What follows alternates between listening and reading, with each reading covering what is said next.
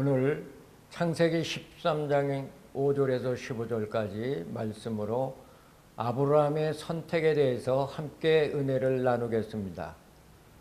우리 인생의 삶에 있어서 가장 중요한 것 선택이라고 생각합니다. 왜냐하면 선택을 잘함으로써 행복하고 소망적으로 창조적으로 사는 반면에 선택을 잘못했기 때문에 불행하고 절망하고 슬퍼하고 비극적으로 사는 그런 삶들이 없잖아 있기 때문입니다. 그래서 흔히 이렇게 말합니다.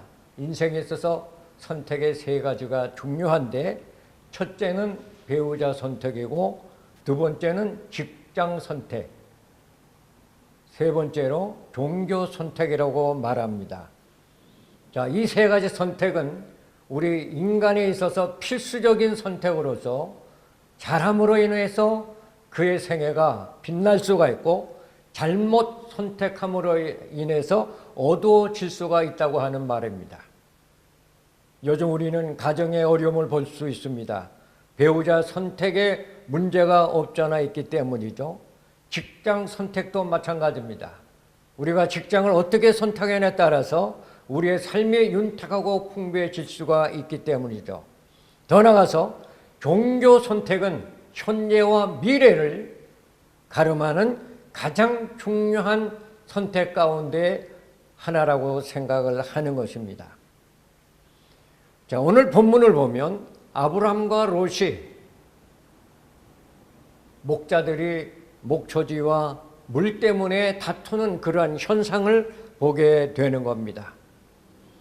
하나님은 아브라함과 롯에게 축복을 해 주셔서 그들이 유목민으로서 많은 가축들을 얻게 되었습니다.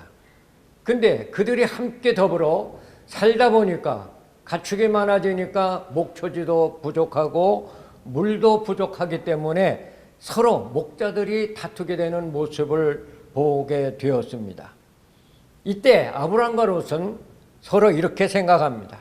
자, 이제 우리가 분가하는 것이 어떨까? 그래서 그들은 합의하에 이제 분가하는 과정을 오늘 본문은 우리에게 설명해 주고 있습니다. 자, 이 분가할 때 우리 인간의 상식으로 보면 어른된 아브라함이 먼저 선택권을 가질 수가 있습니다.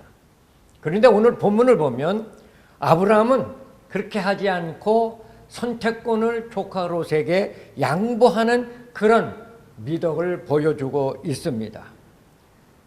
먼저 선택할 수 있는 당당한 권리가 있는데도 아브라함은 그거를 양보합니다. 왜 그렇게 했을까? 오늘 본문을 통해서 우리가 함께 은혜를 나누고자 하는 아브라함의 선택에 대해서 중점적으로 생각해 보려고 하는 것입니다.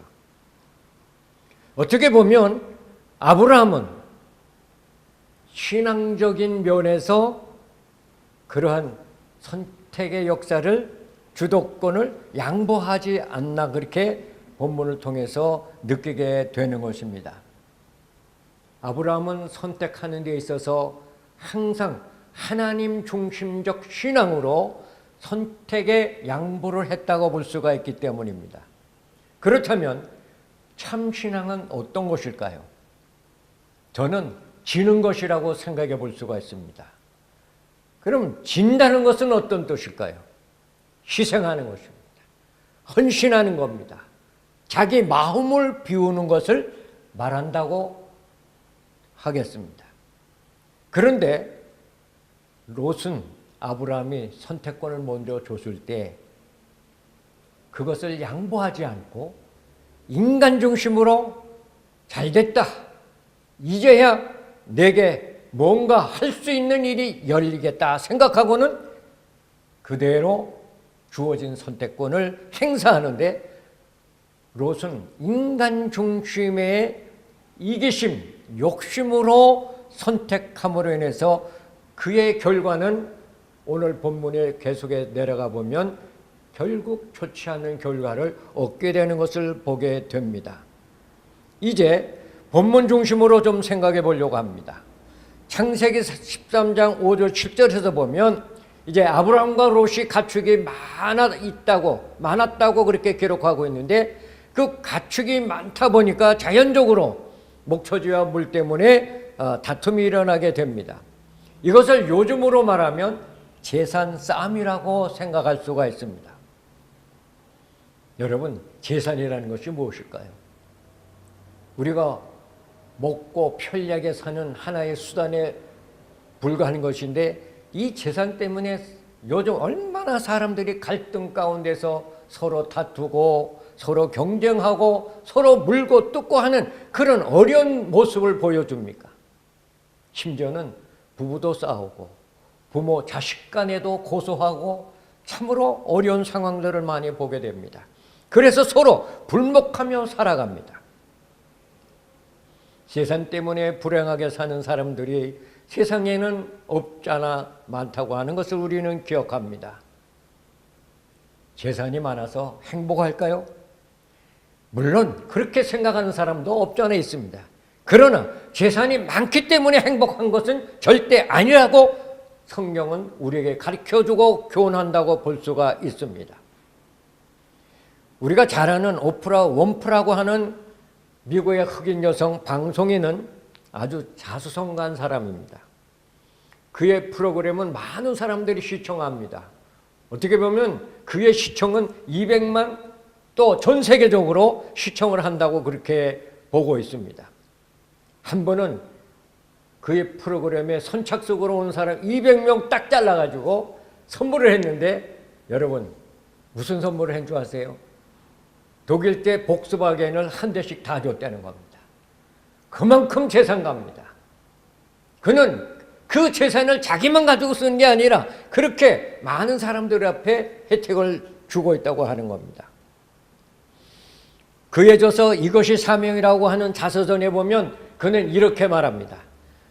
남들보다 더 가진 것이 있다면 그것은 축복이 아니라 사명이라고 그렇게 심지어 말합니다.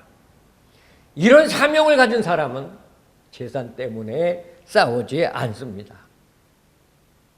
재산이 많으냐 적으냐 여기에 관심보다도 재산을 어떻게 잘 활용해서 많은 사람들에게 또 나에게 행복을 주고 소망을 줄 수 있는가, 이런 청지기적 재산의 사명을 우리는 가지고 살아야 되겠다고 생각합니다. 그 다음에 8절 9절에서 보면 아브람과 조카 롯은 선택권에 있어서 어떻게 하고 있는지를 우리에게 설명하는데, 아브라함은 어른으로서 또 연장자요 가장으로서 선택권이 우선 있음에도 불구하고 혈육 간의 분쟁을 없애기 위해서 자신을 낮추고 양보하는 그런 아름다운 겸손의 모습을 보여주고 있습니다. 9절에 이렇게 말합니다. 내가 좌하면 나는 우하고 내가 우하면 나는 좌하리라. 요즘처럼 생존 경쟁이 치열한 시대에 이런 양보가 있을까요? 아무리 생각해도 힘들다고 생각합니다. 그런데 아브라함은 어떻게 너가 우하면 나는 좌하고 내가 우하면 나는 좌할까? 이렇게 양보할 수 있을까요? 본문을 들여다보면 이것은 신앙 아니고는 할 수 없는 양보라고 생각할 수가 있습니다. 자, 우리가 교회를 다닌다고 해서 다 신앙이 있는 거 아닌 것 같아요.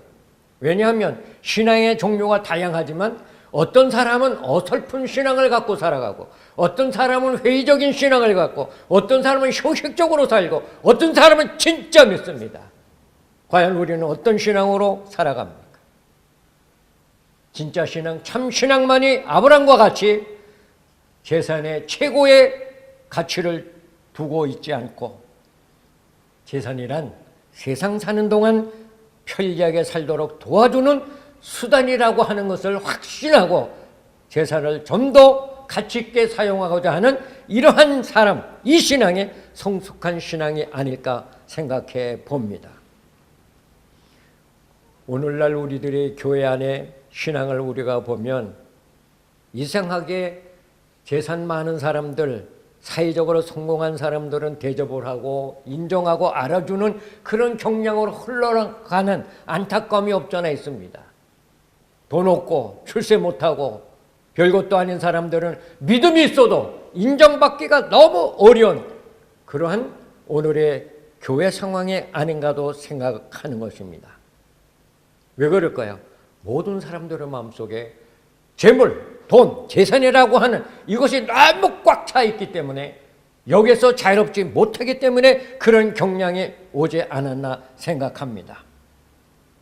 그러므로 우리는 아브라함처럼 자기를 부르신 그 하나님을 인격적으로 만나지 않으면 우리가 진정으로 하나님의 종이 되는 것보다 재물의 종으로서 살기가 쉽다고 하는 것을 다시 한번 우리는 깨닫게 되는 것입니다. 이제 우리는 아브라함처럼 먼저 자기를 부르신 그 하나님의 말씀을 붙잡고 말씀에 순종한 신앙으로 우리의 남은 여생을 더 가치 있게 살 때 거기에 선택에 놀라운 축복이 있지 않을까 생각합니다. 끝으로 10절에서 13절에 있는 말씀 보면 롯은 목초지 선택권을 먼저 받고 눈을 들어서 좋은 땅을 차지해서 바라봅니다. 본문은 그렇게 말합니다. 롯이 선택한 땅은 여호와 동산 같고 애굽 땅 같았더라 그렇게 말합니다. 다시 말하면 이 말은 비옥한 땅을 선택했다고 하는 뜻입니다. 그런데 13절에 내려가 보면 롯은 죄악이 범람하는 소돔으로 가게 되었다고 설명하고 있습니다. 그 당시 소돔 사람들은 하나님의 삶의 기준으로 사는 것이 아니라 자신들의 본능의 향락적인 것을 위해서 먹고 마시고 취하는 타락한 삶을 살았던 도시였습니다. 그런데 롯은 인간적인 욕망으로 그 도시를 바라볼 때에 거기는 살기가 좋고 화려하고 정말 거기는 소망적인 그런 도시로 그는 착각하고 그것을 선택합니다. 자, 여기서 선택이라는 것이 얼마나 중요한가를 보는 것입니다. 선택이 얼마나 중요한 것을 깨우쳐주고 있습니다. 롯이 선택한 것은 신앙적으로 한 게 아닙니다. 이기심으로, 호기심으로, 욕심으로 선택했기 때문에 결과적으로 그는 실패로 돌아가게 되었다고 하는 것입니다. 선택의 기준이 무엇이어야 할 것 같습니까? 중요합니다. 오직 하나님의 말씀으로 우리의 삶의 기준을 세워서 선택할 때 거기에 축복이 있다고 하는 말입니다. 그런데 아브라함은 어떻게 합니까? 14절에 가서 보면 아브라함은 롯과 분과할 때의 선택권을 양보하면서 이제 넓은 마음으로 양보했고 성숙한 신앙으로 양보했는데 결과적으로 어떻게 해요? 14절에 보면 여호와께서 아브라함에게 이르시되 이런 말씀이 기록되어 있습니다. 그 모습을 선택한 모습을 다 보신 하나님이 이제 아브라함에게 나타나서 아브라함에게 이르시되 말합니다. 하나님이 직접 계시하기 시작합니다. 그러면서 말합니다. 너는 눈을 들어 바라보라. 아브라함에게, 롯에게는 이런 얘기가 없어요. 아브라함에게 너희는 눈을 들어 바라보라. 여기 바라보라고 하는 말은 우리 육신의 눈으로 바라보는 뜻도 있지만 좀 더 깊이 나가보면 영적의 눈으로 하나님이 계시한 축복의 땅을 바라보라 그런 뜻이 거기 새겨 있는 것입니다. 양보한 아브라함에게 하나님이 나타나서 주시는 계시의 말씀입니다. 그러면서 15절에 가서 보면 보이는 땅을 내가 너와 내 자손에게 주리니 영원히 이르리라.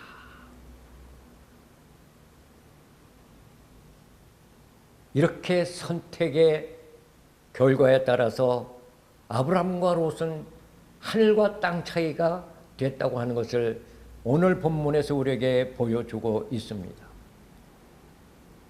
여러분, 선택하는 것, 선택이 양보를 하는 것이 손해같이 보이지만 결과적으로 하나님의 약속의 큰 축복을 받을 수 있는 비결이라고 생각합니다. 그래서 저는 결론적으로 아브라함의 선택적 사명이 이런 것이다 하고 세 가지로 결론을 짓고 마무리 짓겠습니다. 첫째, 어떤 일을 결정할 때 아무리 힘들고 어려워도 양보하는 선택에는 하나님이 그것을 하시고 다른 면에서 축복해 주신다는 것을 확신하는 사명이 있다는 것입니다. 두 번째, 어떤 일을 결정할 때 양보함으로 손해보는 것 같고 안 될 것 같은 환경이지만 넓은 마음으로 희생하는 것을 하나님은 다 아시고 더 좋은 것으로 보상해 주신다는 사명입니다. 끝으로 어떤 일을 결정함에 있어서 인간적인 관점에서 먼저 결정하는 것이 잘한 것 같고 성공한 것 같고 축복같이 느낄는지 모르지만 그러나 양보하고 후에 선택하는 고통과 부담이 된다 할지라도 하나님의 관점에서 선택할 때 결과적으로 인생의 길이 열리고 인생의 길이 축복으로 소망으로 영으로 가는 길목에서 하나님과 함께 동행한다는 이 사명이 오늘 아브라함의 선택적 사명이라고 저는 확신합니다. 여러분도 이 세상을 살아가는 동안 아브라함과 같은 선택적 사명을 통해서 오늘날 이 땅에서 그리스도인의 삶을 더 당당하게 잘 감당하는 그런 아름다운 미덕의 삶이 여러분들에게 함께 하시기를 간절히 믿습니다.